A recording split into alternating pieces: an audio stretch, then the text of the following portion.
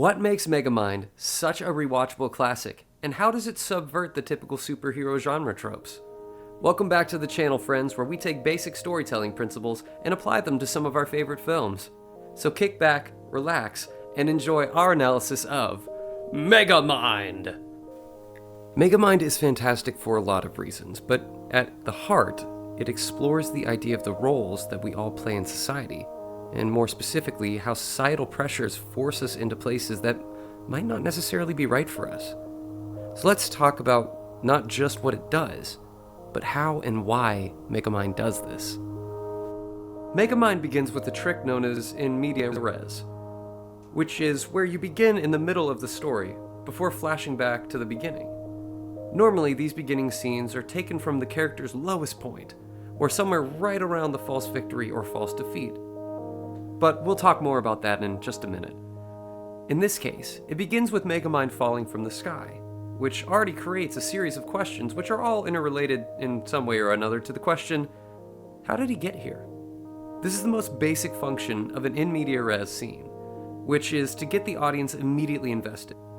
But before we can see how the conflict is resolved, we're treated to a short prologue that immediately lays out the rivalry between Megamind and Metro Man. In just a few short minutes, we already know everything that we need to know about these two characters and where they begin in the adventure. As both of their planets are destroyed, they're sent off-world in their own respective escape pods, and their rivalry has already begun. Even though no words are exchanged with one another, we automatically understand their dynamic. Metro Man's escape pod is clean, pristine, luxurious with ivory and gold trims, which gives us the impression of royalty, while Megamind's is rickety, and it crashes into several asteroids, and Megamind clearly has a much rougher experience with the trip. When they finally arrive on Earth, Metro Man begins to overshadow Megamind at every turn, beginning with where they even crash. See, as Megamind is heading off for the Golden Gates of Luxury, Metro Man knocks him off course and sends him into a prison for the first of many, many times. This idea that everything comes easy for Metro Man persists well into their adulthoods, but we'll find out later, it also has some deeply profound effects on Metro Man as well. This montage highlights exactly how their rivalry works. It also gives us a few interesting plants which are paid off later in the film as the story unfolds. Plants are pieces of information that are given in the story that we don't have full context on yet, and when the story finally reveals why this piece of information is so important, we call that a payoff. Since they haven't settled into the present, however, this entire montage can be considered a prologue. The exposition is meant to give us a glimpse into the character's everyday life, and this montage is still setting up why their day-to-day is the way that it is. We learn that Megamind is a fantastic inventor, and we get a look at several inventions that will play key roles in his future as a supervillain. This is the first time that we're introduced to Megamind's dehydration gun, and the first prototype of Minion's mecha suit, both of which will be important factors going forward, but we also get a glimpse into Megamind's psyche. He isn't evil necessarily because he enjoys it, or at least not at first. You see, at first, he's just making honest mistakes. Like when he tries to pop popcorn for the class in order to get some social status and build some bonds. But the ignorance that led him to getting in trouble wasn't intentional. Megamind never wanted to be a villain. He's just been overshadowed by Metro Man his entire life, who was also beginning to fall into the same role as the Golden Boy, and not just of the class, but you see later, he's the Golden Boy of the city. This is where we begin to explore the themes of purpose, and specifically, the difference between our own desires and the purpose that society builds for us. On a small scale, this class is already assigning Metro Man and Megamind's roles, right in front of us, by supporting or admonishing certain behaviors. And when the two grow up, this class expands to become the entire city. You see, Metro Man becomes the hero because that's what he's always been socially conditioned to do. And for Megamind, this conditioning is even more apparent. We also see that he's been ostracized daily, not by just Metro Man, but the students and even his teacher, who lets Metro Man discipline Megamind, which is so wrong, by putting him in the quiet time corner, beginning his pattern of punishing Megamind and then being rewarded for it. There's an old proverb which says that a child who is not accepted by the village will burn it down just to feel its warmth. And this is exactly what we see with Megamind, who realizes that if he's going to be evil, he might as well be the best villain that he can. So he leans into his villainy because it seems to be the only thing that he can do well. As this realization takes form, we see that Metro Man took the schoolhouse away from the prison and away from Megamind, which is another interesting plant that we'll get back to later. This is where we transition into the present day, and we learn that this rivalry has survived for many years, with each of them falling into their assumed roles as the hero and the villain. At this point in the story, they can both be described as two-dimensional characters, who often rely on a set of pre-packaged motivations and personality traits that can be applied to different stories with ease. We've seen the stock Superman figure before, and Metro Man doesn't really do anything different to challenge this archetype. At this point in the story, he's the noble, selfless, godlike being from another world sent to protect mere mortals. He is celebrated by the city, yet remains humble, and his entire act at this point in the story doesn't ever go beyond that two-dimensional template. And neither does Megamind. This entire sequence and first act is an homage to the golden age of comics, where mortality wasn't as gray as it is in modern superhero stories. There's a good guy and a bad guy, a superhero and a supervillain. But this is all the story needs to be entertaining, and the beginning of Megamind pays direct respect to the age of superhero storytelling.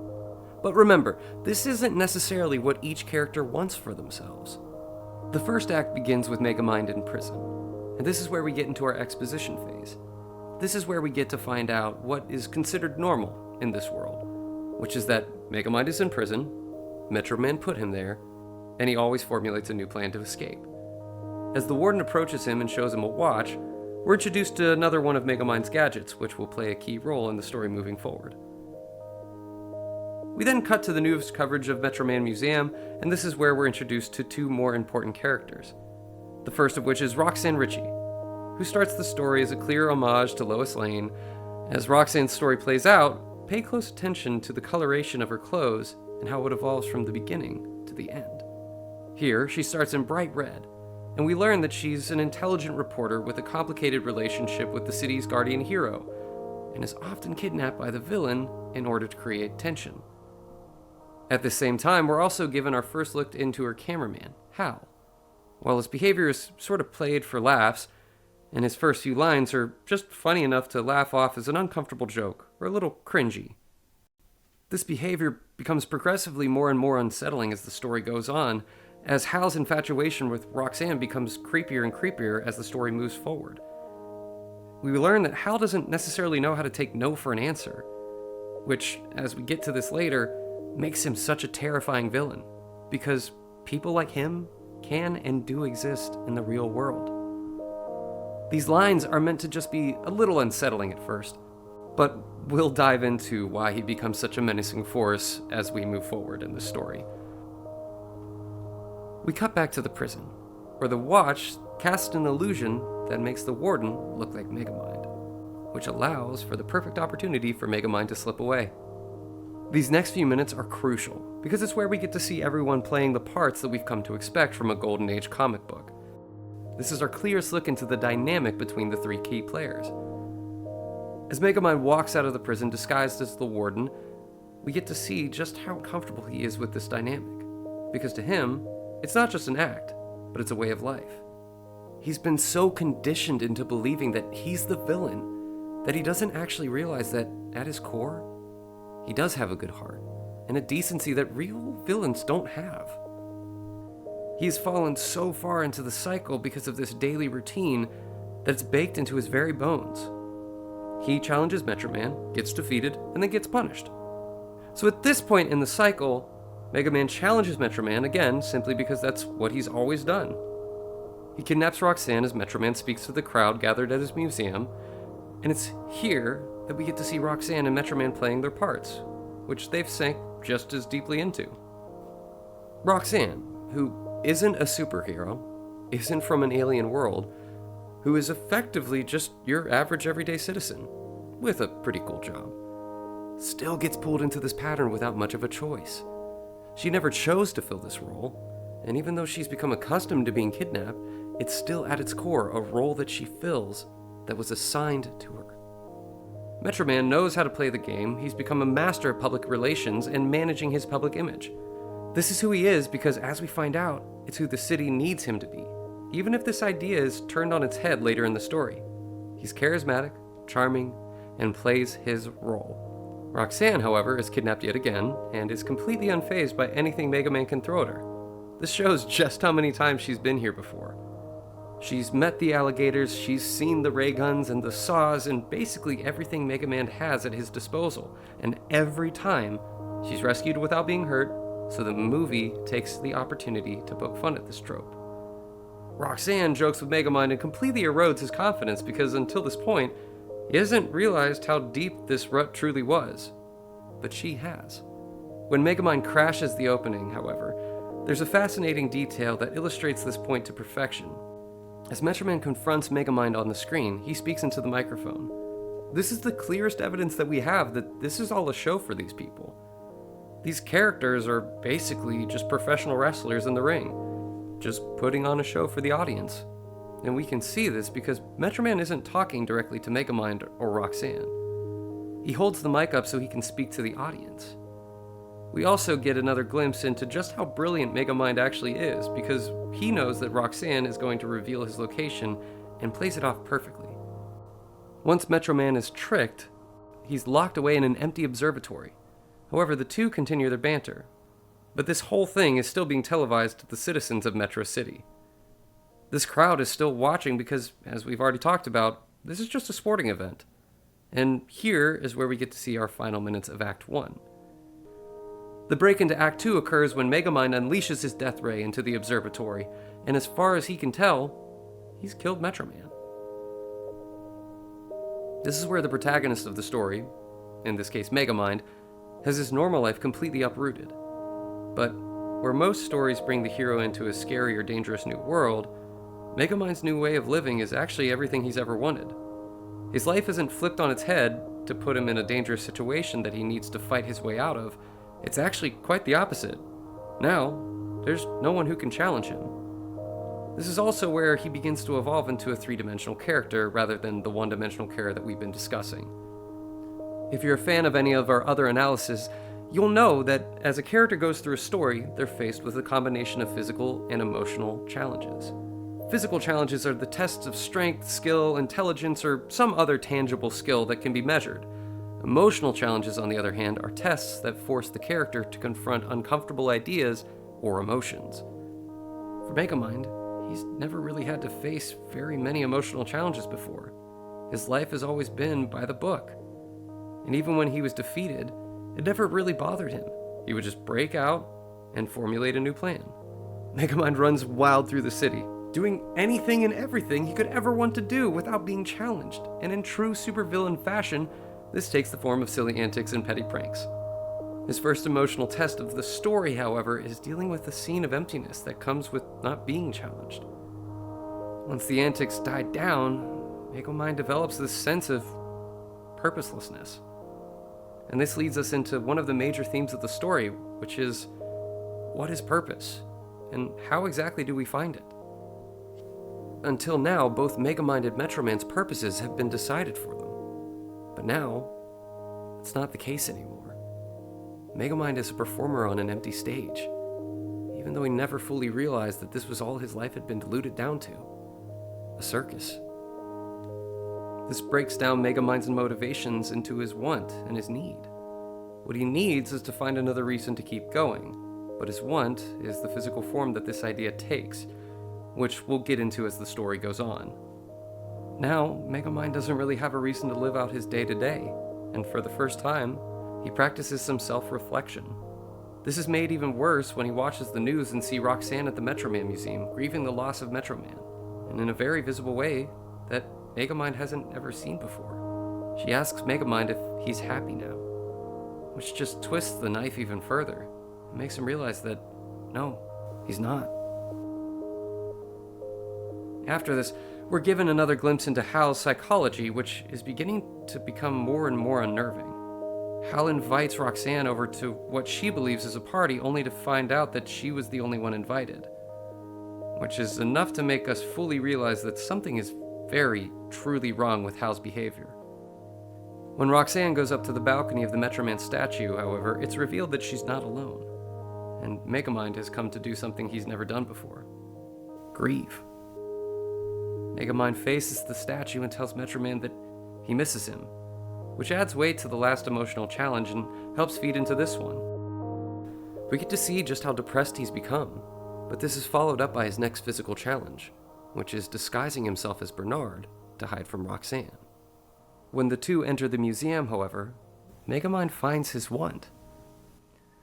Roxanne mentions that heroes aren't born, but made, and Megamind quickly takes this in a strictly literal sense to suggest that he can give somebody Metroman's powers. His need is a sense of purpose, whether that's another stage partner for his performances, a new goal, or something. And the form he thinks this takes is having another hero to fight.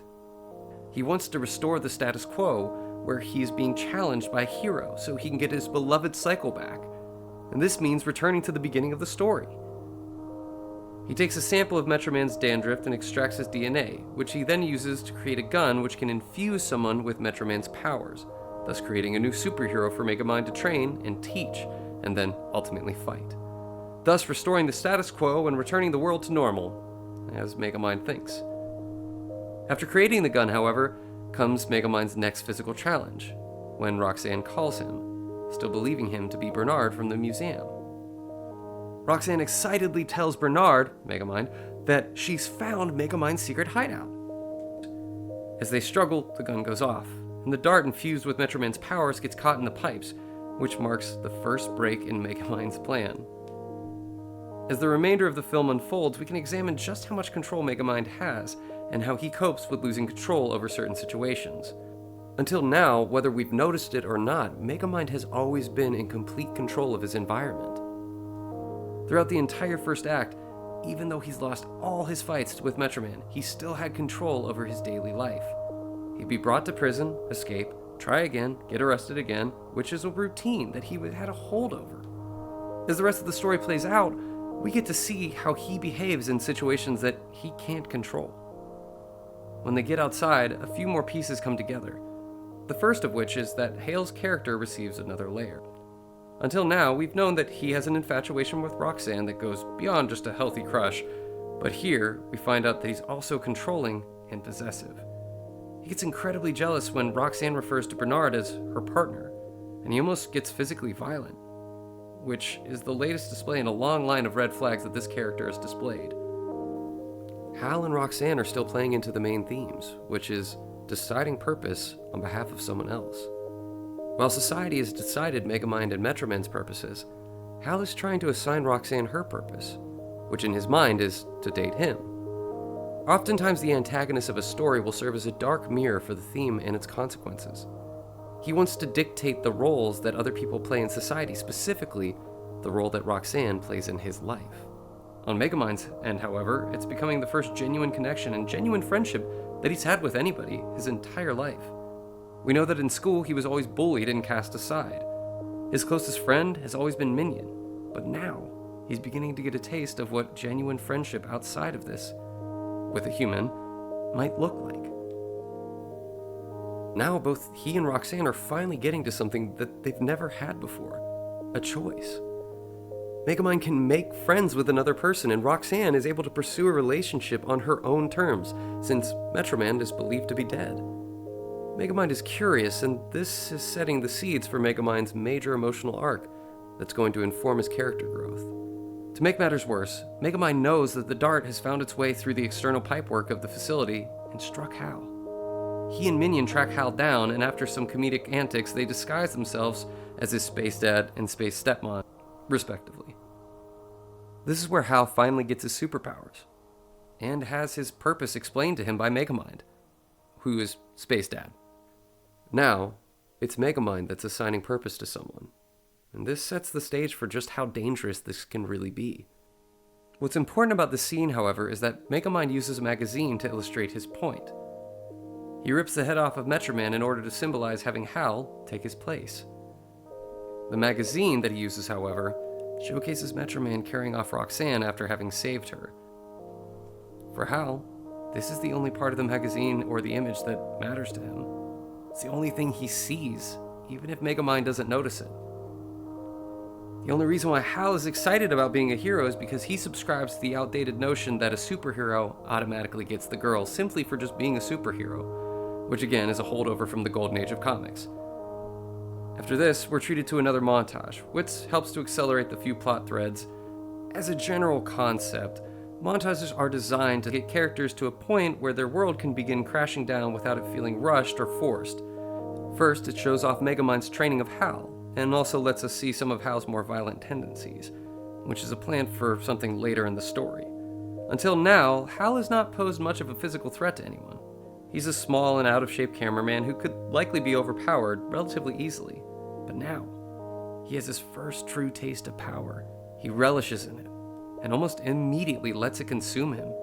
He melts a model of Megamind's head off with the sparring dummy, and takes pride in doing so. This small moment is a look into exactly what happens when power is given to someone who doesn't know how to responsibly handle the power. It's also a plant that gets us to fear for Megamind's safety because we know Megamind's ultimate plan is to fight Hal. If Hal is bloodlusted, then we might not see Megamind survive the encounter. The second plotline that it helps to develop is Megamind's relationship with Roxanne, as Bernard, which is quickly growing beyond just a friendship and turning into something romantic. It helps us to see how Megamind is acclimating to an authentic human relationship, even if it's based on a lie. One universal rule when it comes to writing is that lies are destined to come crashing down, and oftentimes a well-placed lie can be one of the most captivating plans with one of the most devastating payoffs when done correctly.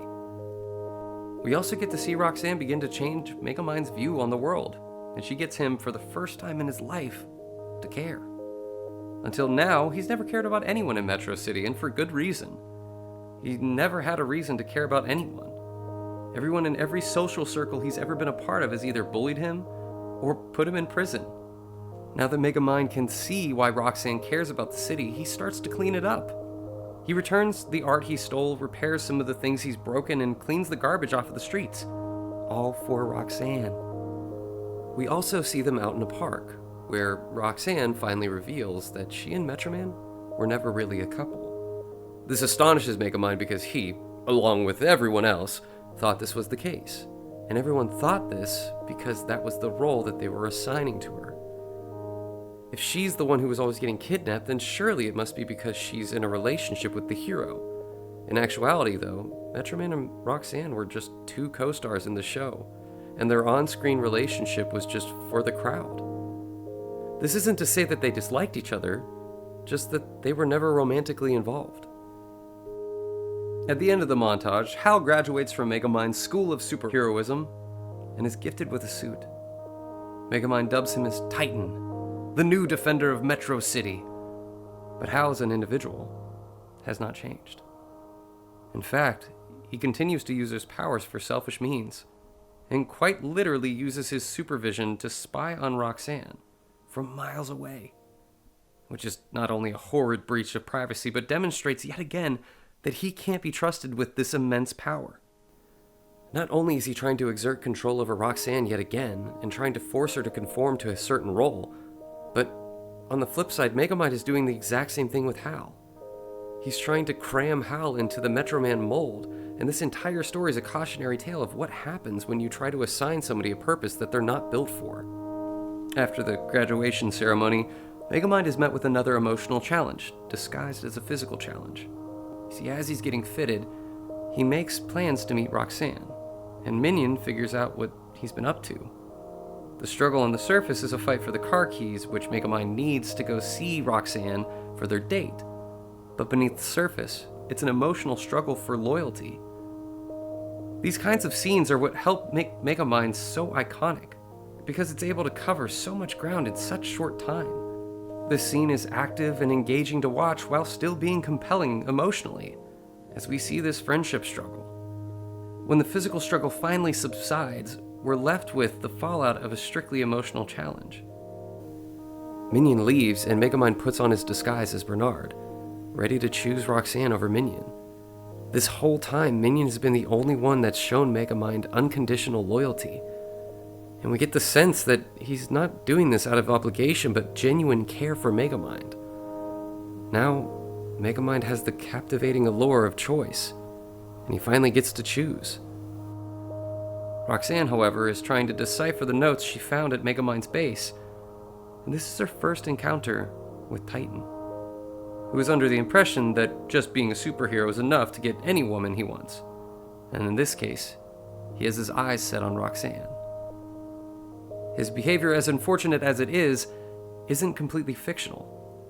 The world he lives in and the powers that he has are fictional, but this obsessive nature and inability to take rejection is all too common here in the real world. And recognizing these aspects helped to make Titan one of the most scary villains that DreamWorks has ever created, because it's so real. Many of us have encountered a Hal. What's terrifying here is that he puts her in physical danger in order to rescue her. And given how inexperienced he is with his powers, we genuinely have reason to fear for Roxanne's safety. Titan doesn't know his own strength and could have very easily harmed her. These stakes are what makes physical challenges engaging. We logically know that a story won't derail itself by killing a major character at such an inappropriate time, but there can be other consequences to physical challenges that will alter the rest of the story as we know it. If a character doesn't die, they can be severely injured. They can harm somebody else in the process or cause severe damage to something significant. When he reveals his identity to Roxanne, she once again tries to let him down easy, and this just shatters Hal's worldview. He has bent and contorted himself into the role of Metroman just for this sole purpose, and now he's trying to get her to obey the same structure. He wholeheartedly believed that finally he'd be able to get the girl by being the hero. And when he's let down again, he snaps. Hal feels deserving of reciprocation, which just isn't how romantic relationships work. There's nothing he can do to deserve a romantic relationship, but still, he can't understand this, and flies off in a superpowered huff. Switching back to Megamind, he's beginning his date. However, this is where the House of Cards begins to crumble. So far, he's had control over his lie to Roxanne as Bernard, and he's had general control over Titan, but this date is the moment where his control begins to slip. Megamind asks Roxanne if she would still like him even if he looked different, and this is a clear attempt at working towards revealing his true identity to her. After all, he's found a companionship with her and is beginning to build a stable relationship, and the implication that he doesn't want this relation to be built on a lie shows significant growth in his character. When she says she'd judge him based off of his actions, however, he backs down. But his identity is still revealed anyway. What's so interesting here is that the film really explores the idea of nature versus nurture. Megamind's only doing everything that he did because it's how he was conditioned from his youth. He's still responsible for these actions, but this was his purpose. This was the role he was meant to fill, even if it wasn't who he really truly was. Across the movie, we get to see this with so many characters who are trying to fit roles where they don't really belong. This includes Megamind. He's not a good villain. Not because he's not brilliant or that he's not scary, but because he's not bad. He's not a bad person, which villains oftentimes are meant to be, especially in the golden age of classic comics. This is his first slip in control when he betrays Roxanne's trust by having his identity exposed. And now he no longer has any sort of influence over his relationship with her. This isn't quite his lowest low, however, just the lowest point with Roxanne, which leads to his next emotional challenge. She lays out all the reasons that she has to hate him, and she's right, which causes Megamind to fully reflect. He knows she's right, but he's just now finding out that maybe the villain role wasn't right for him after all, even after all these years. His response to this, however, is to redirect his attention in order to numb himself. In order to distract himself, he begins preparing for a fight with Titan, in an attempt to regain some sense of control over his life. His relationship with Roxanne has fallen, but his plan to return Metro City back to the status quo is still on track. So, he suits up. He equips the Black Mamba, fires up his battle suit, and takes to the Capitol building where he's ready to face down against Titan and return to Act 1 once and for all. Titan, however, never shows. So Megamind, after waiting, goes over to Hal's apartment to confront him. And he discovers that things are actually much worse than he thought. He finds out that Hal's been stealing and committing petty crimes across the city. And more importantly, that he wants to team up with Megamind. One incredibly subtle yet important detail in the scene is Hal's drawing of Megamind, which not only shows himself as being massive in comparison, but we'll notice that he's holding a leash. This shows that he's not just possessive over Roxanne, but he's possessive and controlling over everything in his life, and actually holds Megamind on a leash, like a pet. Now Megamind, who has been the villain all his life, calls out Titan for not abiding by the moral code. Megamind knows right from wrong, and this scene is the clearest evidence that we can see that he's not acting entirely out of habit. But when this doesn't work, Megamind provokes Hal. He lets the lies come crashing down on his head with the promise of a sweet, sweet battle for justice, which he's been missing for months. There's a case to be made that this isn't actually his next physical challenge, because of right now, there aren't any actual stakes. So far as we know, the options for how this fight ends is that either Megamind beats Titan and regroups, or Titan takes Megamind to prison, resuming the cycle that Megamind has control over, and achieving his goal of returning everything to the status quo. Megamind has the unique situation wherein he actually wants to lose. It's a fun spectacle where the two fight, but the consequences don't show themselves until Titan wins. You see, instead of trying to return him to prison, Titan wants to kill Megamind. This is our next payoff, which was set up in the training montage, where we learn that Titan wouldn't hesitate to kill Megamind if it came to it. This, however, is where Megamind's physical struggle actually begins. Because now, not only is his life on the line, but he's completely out of his depth. This is even further evidence that his rivalry with Metroman was just an act, because at the end of the day, the curtain always came down.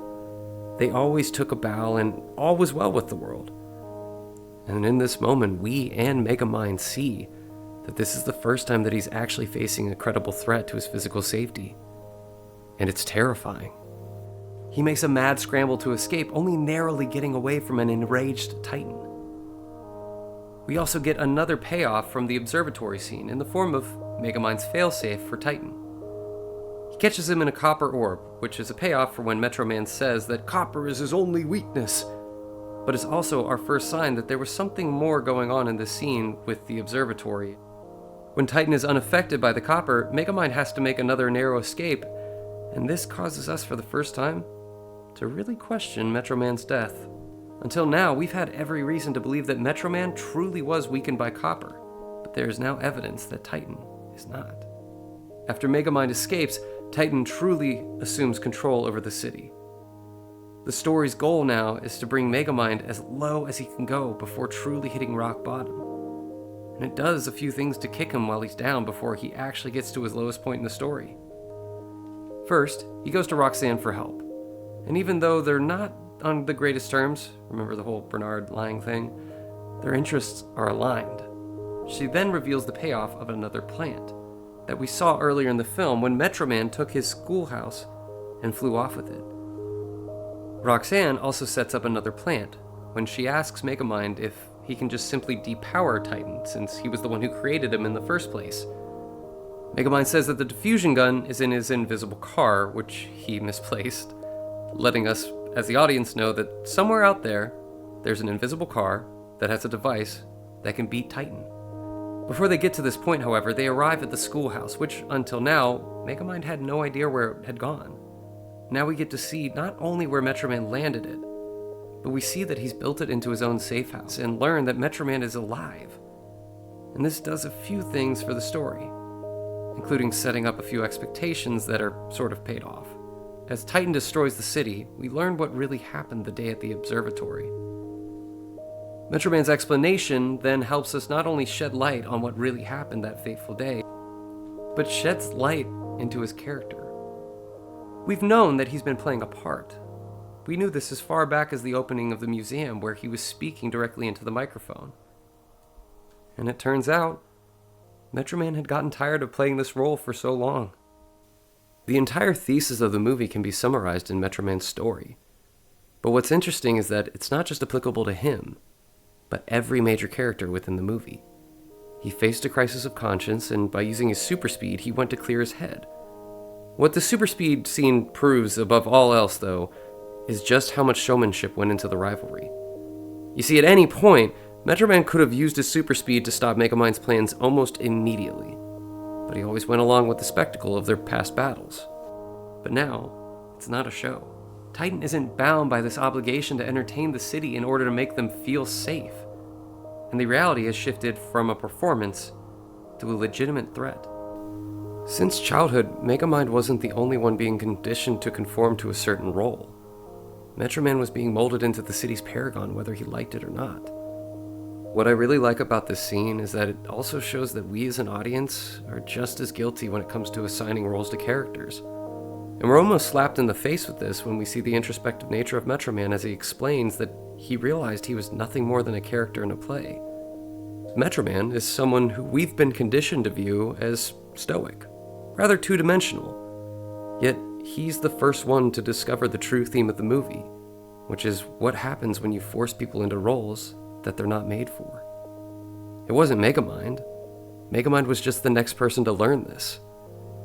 Metroman was a musician posing as a hero, Megamind was a hero posing as a villain, and Titan was a villain posing as a hero. Now, all the characters finally begin to drift from the roles that they were assigned to play into the roles that they were meant to play. During this montage, we see three things happen. First, Metroman looks into his suit, and his head aligns so that his reflection is once again he's wearing the uniform. This is a very interesting false plant, which is a form of misdirection and isn't super common. The idea is being planted that this is his triumphant return as a superhero. And we get that, kind of, but not exactly how we expect. Secondly, this is where we see Megamind returning himself to prison, which signifies his false defeat, or rather in this case his false surrender. Third, we see that Roxanne has attempted to face Titan alone, but as she soon finds out, the time to talk is past. This moment brings us from Act 2 into Act 3, where the hero of the story is at its lowest point, and we have one final chance to give them a last hurrah. From prison, Megamind flicks aimlessly through the channels, and one of the most fascinating details in this scene is that this is the first time we see Titan address Megamind, but Megamind skips past it. For a moment, he doesn't care about the carnage that Titan is causing, and he only flicks back a second later, which is a brilliant way to subtly and quickly show just where Megamind's head's at. It's only when he sees that Roxanne is in danger that he gets his motivation to break out again, and this leads to the climax of his emotional arc. Throughout this story, like many others, there's a physical arc, but there's also an emotional through line, otherwise known as character development. It's the lesson that the character learns and how they change throughout the story, and sometimes these two arcs are resolved around the same time, but in this case, they're not. Until now, we've seen Megamind take steps toward repairing his reputation, cleaning up the city, developing a genuine human connection, and attempting to set things right are all noble acts, but he never outright accepts the conclusion to this emotional arc. He's behaving more and more like a hero, but he himself hasn't addressed it yet. This is when he finally says that he is sorry, and he finally faces the consequences of his own actions and how they've affected those around him. The fact that he feels guilt is all we need to know that he's a decent person who was never a villain at all. Because if he was truly a villain, he wouldn't have a sense of remorse. Again, though, this is by the standard of the golden age of comics. Nowadays, it's very common for villains to have guilt and remorse, but not in the genre that Megamind is satirizing. He talks about how poorly he's treated people, and he finally takes accountability for his own actions, which resolves this emotional progression that began as soon as he supposedly killed Metroman. Since Minion is posing as the prison warden, his apology regarding Minion actually finds its way directly to him, and this leads us into the climax of the film's physical arc, which is the conflict with Titan. And this is one of my favorite third acts in film history for a few reasons. This third act is its own structure, in and of itself, with its own set of internal payoffs and a brilliantly crafted way to resolve so many dangling threads all at once. When Megamind first confronts Titan, his primary goal is to save Roxanne. And it's after Megamind apparently dies, or is at least fatally injured, that the climactic battle really picks up. At this lowest moment, we see the payoff to the false plant, which was the return of Metroman. By revealing that Metroman is alive, the audience knows that there is someone who can challenge Titan. And Metroman very well could have been a credible threat to the most fearsome menace that this city has ever seen. And now that we, as the audience, have seen the shot of Metroman standing in front of his suit, we're in some way expecting him to return. But how can Metroman return without overshadowing Megamind's conflict with Titan? In our hearts, we want to see Metroman fight Titan, but that wouldn't be emotionally rewarding to all the work that Megamind has put in. After all, the catharsis would be in seeing Megamind beat Titan. And having Metroman return to clean up the mess just cheapens the story. So how can the story handle both? As it turns out, rather brilliantly I might add, Metroman does return. And we get to see the two confront one another, which satisfies our desire to see these two fight one another. We get to see how this battle would have played out, with Titan running scared for his life, and Metroman forcing him out of the city without diminishing Megamind's conflict. This is because it's actually Megamind who disguised himself as Metroman. And since we as the audience know Metroman is alive, we never really had any reason to question that this was the real Metroman. After Megamind pushes Titan out of the city, however, Megamind's pronunciation, or mispronunciation of Metro City, has been Metrocity, which up to this point has been a joke, but it's paid off when Titan returns. This is a brilliant way of being able to see Titan lose against both Metroman and Megamind, which is one of the reasons why this is one of my favorite third acts in a movie, especially in a superhero movie. This leads to a sort of false victory within the final act of the movie, meaning that Megamind has faced a false defeat at his lowest point and a false victory which could have been the end of the movie. And almost nobody would have been bothered with some minor tweaks. Titan's return, however, once again throws Megamind into a mad scramble to survive. He's severely underpowered against Titan, and he has no more of his plan left to execute. When he finds his invisible car, however, he fully accepts the arc that he's been going through. He says that the benefit to losing is learning from his mistakes, and now he has the means to beat Titan.